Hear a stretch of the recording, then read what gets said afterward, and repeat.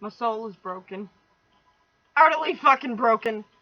A lot of my friends told me that if I finish this whole thing of Allegent, that I am not going to be a happy human being. And I'm not.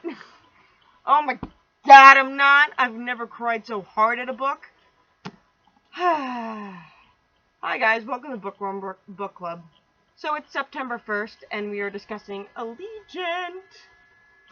And Verionca had my soul. Once again, if you haven't read these books, and if you don't like spoilers, do not, by any means necessary, watch this video.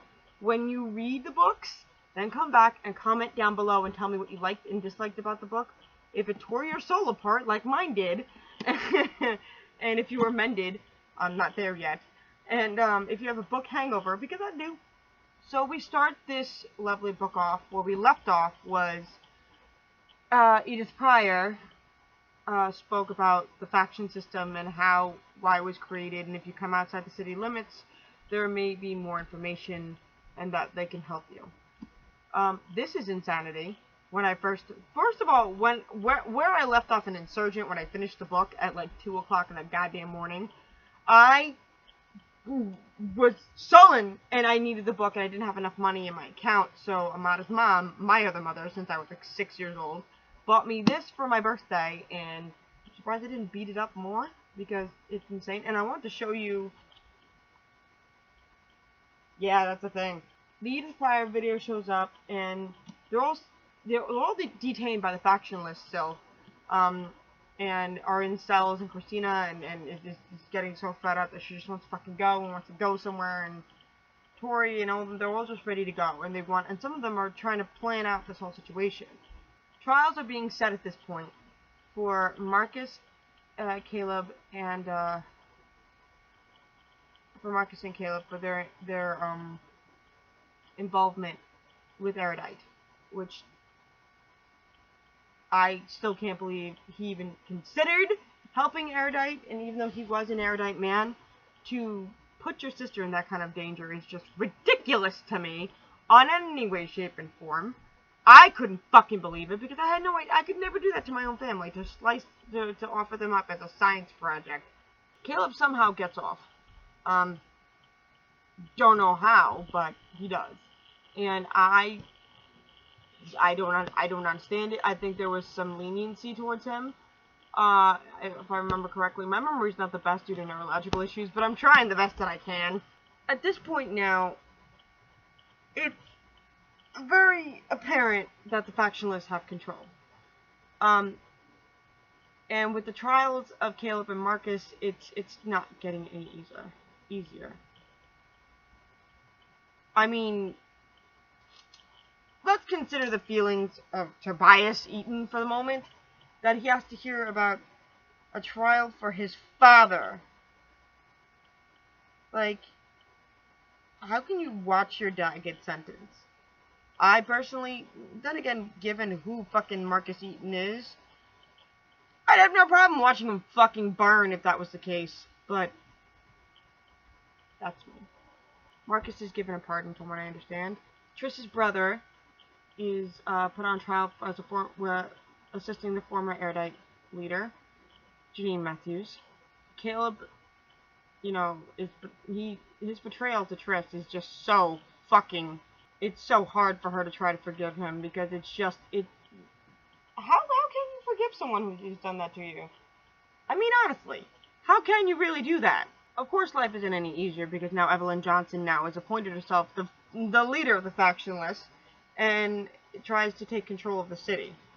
She forces all the citizens to operate under her fucking command and live equal as factionless citizens. Although I don't think that's actually really correct, considering she doesn't give them any choices. She gives them the guise of choice when it really isn't a choice at all. While this is happening and trying to figure out what they're doing, they're in a holding cell, and Christina's antsy. Everyone's antsy at this point. And they heard rumblings of a new rebellion taking place called Allegent. Turns out, Kara's the leader of this little rebellion, which you'd never think Will's sister would be that rebellious, to say the least, that she was an erudite herself and loved to learn and be assertive and all, but I never expected her to be that kind of a situation. So the plan, the whole situation is led by Kara and Johanna Rice. And so they plan to send a group outside to the city to find the truth. And the volunteers in this, they go under this whole condition, that they take Caleb. I don't know why Caleb had to go with them, but I think Triss felt some sort of pang of guilt from, like, her parents, like her mom especially, like, would have wanted Caleb to come along. So with them takes Tobias, Triss, Kara, Araya, Zoe, and Amar, four former instructors, who met them at the gates, by the way, when all this was happening. They tried to take the train out and just try to go, just to run and get out and just find the truth. And a lot of people in the faction list did not want this happening, neither did Evelyn. Here's where it gets dicey. They run towards the gate, like if their lives depended on it. And come to find out that Evelyn was trying to stop this from happening. She had sent guards to follow them, and unfortunately Tori died to her death by a gunshot. The hardest thing, Trish just didn't know what to do, and she wanted to pick her up, but there's no way to do it. They get to the Bureau of Genetic Welfare, only to find out that Tori's brother, who she thought was dead, is actually alive. Got out before any of this stuff started. When Janine started looking out for ways to kill when she was starting with the serum to control the Dauntless and to go into abnegation, he had gotten out.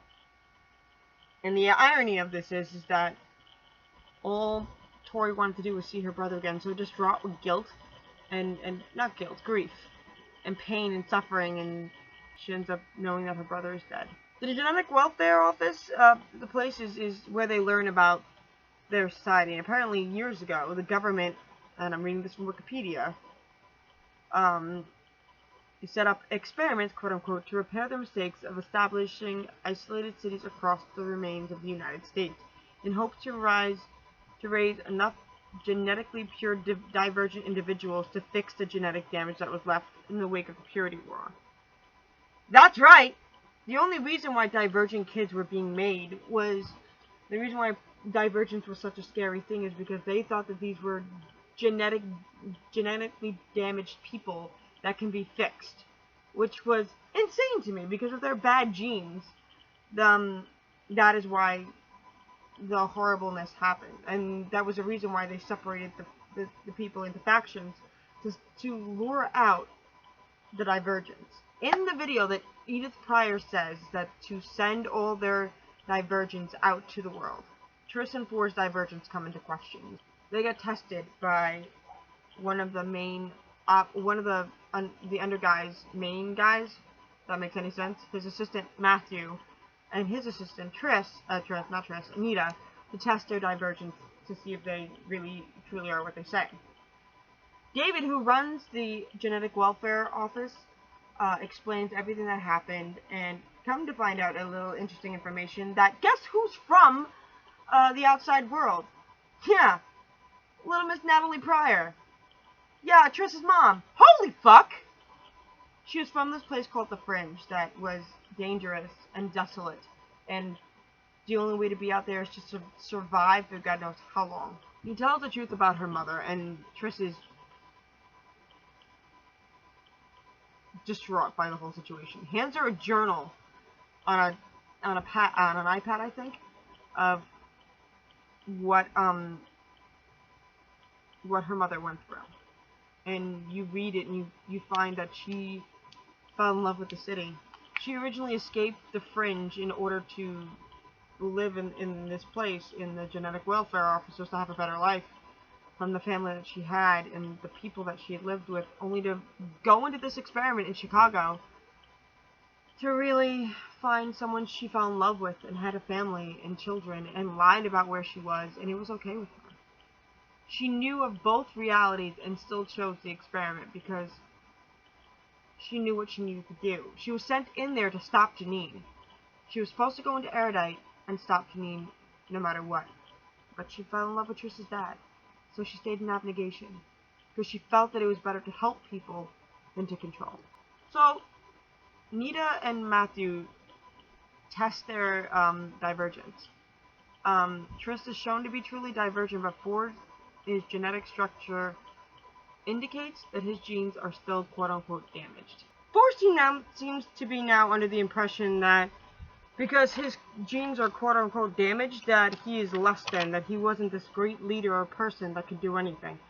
Which is fucking bullshit, because your genes mean nothing to what personality you have.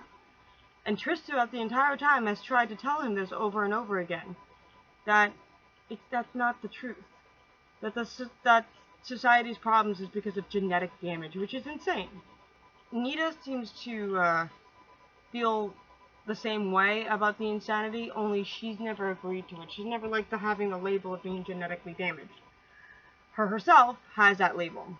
Entices Tobias to do this with her and to break into to demonstrate that this is what needs to be done, and that we can get the certain serums and take them away, and we don't have to worry about anything else. Her original plan was to take the death serum, which was to use it on other people, which is just, she's so blinded by anger and all this of being labeled something for so long, of this somehow genetic racism, so to speak.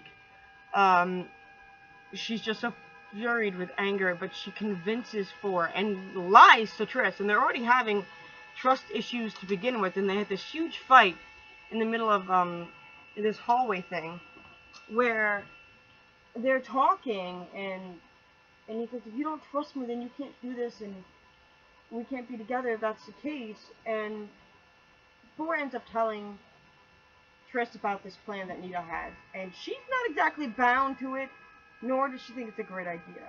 Does she think that shit needs to change? Yes, but not this way, not to cause violence. Well, it doesn't matter, because he tells Triss anyway. Nita says not to say a word, but he tells Triss anyway. And Nita and Triss, in turn, tells Matthew. Matthew, while he believes a little bit what Nita's saying, there's other ways to go around this, the way that Triss feels. Knew what was going to happen, warned them, and was running out to a certain place where the weapons lab is. Huge explosion happens. 2 huge explosions happen. And in the interim of it all, Uriah, who is Zeke's brother, who Zeke is still in the city experiment, he gets hurt in the process. And inevitably now is in a coma. Nita's hurt as well and is in the hospital. Triss is so angry about this, and she temporarily breaks up with him. I don't see it as a temporary situation. I say it's a break up. And that hurt my heart a little bit, to be honest, because I think they're the cutest things in the world. Hurt my heart a little bit to hear that they broke up a little bit, because it made me upset. It made me so upset for them. With Kara gone, Allegent needed a new leader, and who would be decided to work upon this was Johanna Rise and Marcus Eaton. This does not make things any better. It doesn't make anything better at all, and to trust Marcus Eaton is not a good thing. Because that man is an explosive waiting to happen. They're about to go to war with Evelyn Johnson, which is, Thor's mom. Despite the violence and everything, it doesn't do much good, because now David, the Genetic Welfare Bureau guy, has decided that they're going to use the memory serum to wipe everyone and to start fresh. They've done it before with a few generations prior, when a war like this started. They don't care about the people inside those experiments. They care about to save genetic material. So Matthew has decided to team up with everybody else and to use the memory serum on everyone else in the bureau instead of the people in the city. It was the only way to to really stop the violence. It may not have been the best choice they had, but it was the only one that didn't involve killing anyone. With all the violence they had seen from the erudite and the killing and abnegation, I think it was about time. Between the enslavement of Dauntless and all these other things that were happening, it was needed to be done. Triss and Fleur talk, and they decide they're going to be honest from now on to one another, and they're not going to lie. And they're going to save the city together, and they have this really great romantic moment of sex, and it was so steamy, I don't think I've ever been so turned on from a book before, and this is supposed to be a young adult book. This is supposed to be for kids like 15 or 16 years old. Steamy shit, I'm just saying. So, the plan now is to break into the weapons lab and get the memory serum, but the problem is, it's protected by the death serum. In the midst of all of this, Caleb is still trying to find some sort of forgiveness from Triss, but it's kind of difficult when you try, offer your sister up to death. It does, and to use her for science. Fuck you. I'm sorry, but if that, like I said it 4 or 5 times already. You can't come back from that. Look, me and my sister don't get along very well, and or at all for that fucking matter. But I would never offer her up to her own goddamn death. It's just not fucking possible, and I would never do it. So Caleb comes up with this idea that if he decides that he will offer up himself to the weapons lab. While yes, he'll be in a clean suit, it still takes longer for the serum to take effect into a hold. And it'll still kill regardless. It'll just take slower. He says if he does this, will this make her forgive him? She goes yes, and that's all there is to it. Meanwhile, Matthew and Christina, and Matthew, Caleb, and Kara are making the inoculation for the memory serum and a few other things. They inoculate themselves, and Christina gives an extra vial of memory serum to Fleur to use against his father or mother. Which, that's a thing. How do you decide which parent you want to reset? That's a huge thing. I mean, I think the whole Marcus, I don't think would ever be useful as a related to really reset his mind and really do anything for it. Because at the end of the core of a person of who he is, he's just a horrible human being. So he decides that he's going to go to his mother.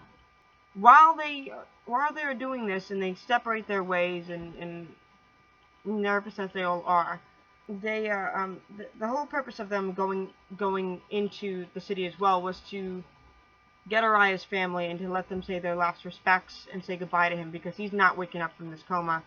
And honestly, Fleur want to be the one to tell his family what happened, because he's indirectly the cause of it.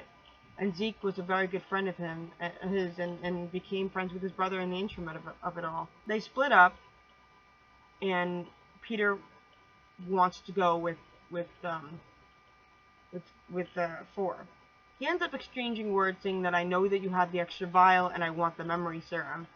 Peter goes, fuck you, hell no, and proceeds to say this isn't happening. They get into a huge scuffle, and Tobias looks at him and goes, why would you want this anyway? Why would you want to be reset? Do you think I like being the person that I am? And knowing that I have to question myself as to why I do this and why I'm okay with it. It's painstakingly dreadful to know the person that I am. I'm paraphrasing here. Peter says, Tobias says, well, why don't you be like a good person and at least try it? Change is not fast. It's slow and inevitable. We have to work at it. Killing is easy for Tobias as well, but at least he doesn't, that's not his first wave of things. Well, he beats him, and he doesn't get the vial, thank God. And it's still with Tobias. And they find Evelyn. He just walks into the building, walks into Erudite headquarters like nothing. And his neighbor Grace, who protects herself with a gun, realizes who it is, and the guards won't let him through. And Peter's just so fucking frustrated with the situation, going, just let him in to see his mother. And let's just get this over with. He somewhat lies in a way to Evelyn and says, "I'll give you a choice. You can either be the mother that I wanted, or you can take this and blah blah blah." I was going to give the same option to Marcus, but I don't think that's ever going to happen. Instead of choosing the vial, she just chooses her son, which is something that he never thought would happen, and I honestly didn't think it would happen either. But at some point, hatred and pride and anger has to leave. I'm not happy for what's about to happen next.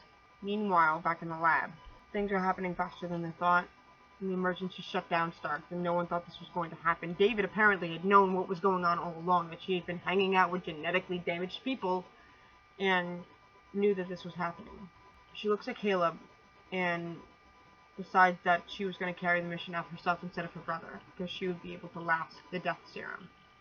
No clean suit, nothing. Puts a gun to Caleb's head and says, "I have a hostage, you come any closer, I'll kill him." Pushes Caleb out of the way, gets the explosives, everything, and goes in. David shoots her in the leg and realizes where the pain is coming from. And he's dumbfounded that she wasn't inoculated, that she's still standing from the death serum while it's so heavy she can feel death pulling her way, but she's fighting every way, and she repeats the names in her head of all the people that she loves, to include Tobias and a whole bunch of other people. Yes, even Caleb's name is running through her head, and she doesn't care, because these are the people that need to survive, because this is not a way of life. Somehow she remembers the code that Matthew had told Caleb, and punches it in, pushes in the red button, or the green button, and David shoots her again, and finally kills her. She slips slowly into this darkness, but as she slips slowly, she sees her mother. Her mother cradles her, takes her in, and says it's going to be all right now. They get it, and it's, well, I'm drenched with tears at this point. My mother walks in once again going, "Are you okay?" I said, "Triss is dead!" And my mom looks at me and goes, "Okay." They leave the city to come back, Tobias and all of them, and Kara and Christina, when they come back to the compound. And Peter is already stupid as shit, and because Peter made a deal and said that he wanted the vial, that he wanted to forget himself. So he doesn't know who he is at this point. They all return to the compound, and Christina and Kara had to tell Tobias about Triss's death. But the final and it was just so heartbreaking, because you can hear the tremble in it. I could hear it in my own head of how he felt about the situation, that the love of his life is dead instead of Caleb. And he doesn't know how, he's distraught with guilt and anger and everything, and it is so hard. In the midst of all this, a week or two later, Caleb goes up to Four and says that she had a message for him, and that she didn't want to leave him, that she wanted to stay, and she wanted to create that life they had talked about, but she knew what she had to do. And unfortunately, he didn't want her to die for Caleb, but it is what it is. He is so beside himself with his grief and anger and desperation that he ends up going to his old house in Chicago. And there's a treaty with the government, with Evelyn and everyone, saying that people are free to come and go as they want. Now that a lot of the people in the compound are taken over by the memory serum, they're still trying to reset everyone and trying to get everyone back to where they are.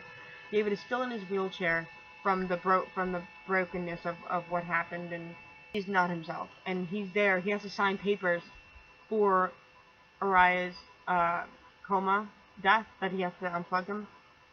And Araya's family is there, and he's just so distraught by everything. And he says goodbye to his friend, and then he somehow takes a car and just drives to Chicago, into his old abnegation home, cuts his hair in abnegation style, sees everything in his room, and has this vial of I'm gonna cry.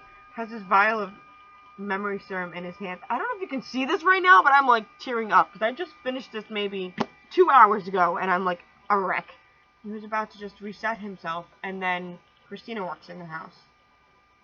It doesn't take long for her to understand that, like, this is what it is, and, you know, you can't erase yourself because it wouldn't be something that she would want. It would never be something that she would want, and she would never want him to turn into something that she was, you know, that he wasn't. And it's a valid point. Trish wouldn't want him to do that. He looks at Christina and says, okay, I'm going to give you back the vial. I'm not going to do this, because it would sully her name. 2.5 years later, Chicago is finally in some peace, and the former faction members and factionalists and compound members with other outside members are moving in and out of the wall. And they've decided that they were going to have a ceremony for Triss, and her ashes be spread along Hancock Building from the zip line. It makes it feel like everything can be mended, that this was something that she wanted more than anything else in the world. And Four finally has some sort of a relationship with his mother and is moving from the compound into this little apartment that he has. He's moved into this little apartment that is so much farther from where he'd lived. Not the apartment near the Dauntless headquarters or the compound. This was something else that he had, that since he was first to pick, he picked someplace that he thought was beautiful. His mother's staying there for a while, and now he's working for Johanna Rise as a political leader. And Christina and everyone else, I forget the jobs, but it was that to me was the most poignant of it all, that Ford decided that he was no longer going to fight with violence, and he would fight with words. And that's where we leave off. I was so emotionally attached by this. And the words on the back of the book mean something majorly important. That one choice can transform you, one choice can destroy you, one choice can define you. And that has always been the theme of this book. And it's amazing. Now, I haven't decided what the next books are going to be. It's either going to be... I'll show you. It's either going to be Veronica Mars and the $1,000 tan line, or Marlene Madeline's Deathchild Crossing. I haven't decided what I want, but I'm definitely... These are shorter books, and I won't have to go with the length of time that it took me to finish this. These are a lot shorter. I haven't decided what I'm going to do yet, but I will let you know either on Twitter or on my Facebook, but more than likely on my Twitter at DeafBird1, right there. You can follow me there. And on Instagram at DeafBird1. What do you know? They're the same. So, if you have any more suggestions of what you think I should read, what I shouldn't read, what you think would be cool for the club, let me know. Thank you so much for watching and subscribing. There's going to be a new update video in the next... after I'm done filming this, honestly, because there's some stuff that's going on in the interweb growth that you guys need to know about. Alright, love you, bye!